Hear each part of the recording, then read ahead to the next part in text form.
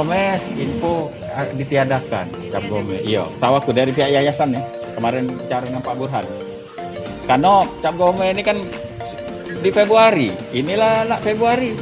Covid masih malah capnya Covid ini agak kan merah lagi Palembang katanya.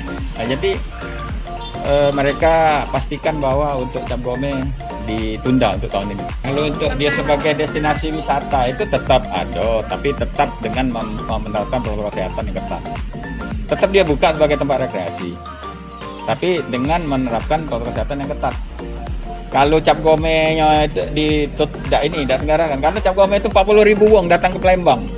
Suasana Covid, kalau kayak jadi ini bukan lagi merah kayak Palembang, jadi hitam kayak boleh, tapi menerapkan protokol kesehatan yang ketat. Nah, di sana kan ada prokes yang diterapkan oleh pengelola ya.